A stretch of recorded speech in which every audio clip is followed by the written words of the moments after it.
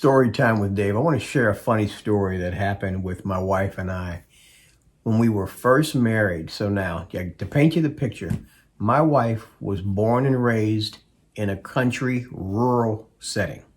Okay, so she comes from a whole different world. My wife is white, I'm black. She's country, I've been in the city all my life.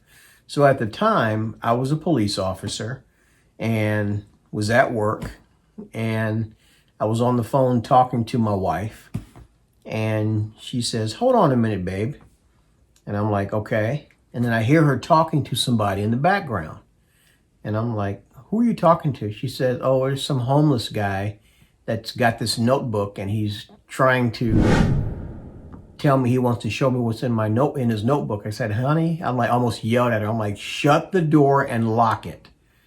So she listened and she did as I asked.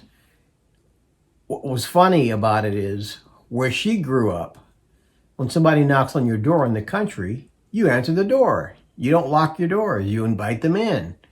Where I grew up, people will force their way in the house and they will beat the living snot out of you.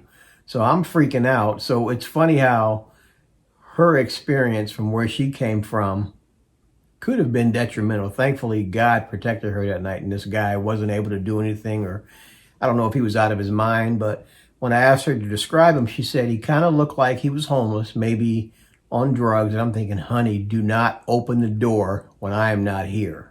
You know, it was just one of those situations. I thought it was kind of funny, just trying to understand, you know, and learning about each other, and how she had no knowledge of the city way of life, coming from the country. And it's funny, now that I've retired, we've moved to the country. We bought 20 acres of land. I don't know how many times she's laughed at me because I have no clue about how things are done in the country. I remember when we bought the house, her son said, "So Dave, you gonna buy a brush hog?" I thought a brush hog was an animal. I didn't know what a brush hog was. So if those of you that don't know what a brush hog, I hope I'm not the only one.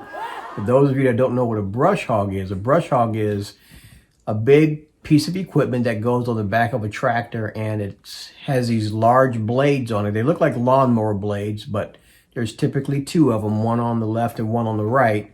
And the blades are pretty long. I saw one today where the blades are probably 5 feet across. And what they do is they cut down the high grass or the hay like you see in the middle of the freeway. That's what they use. They use brush hogs to cut that. Get it? Brush, to cut down the brush, like small little tiny trees that are starting to come up.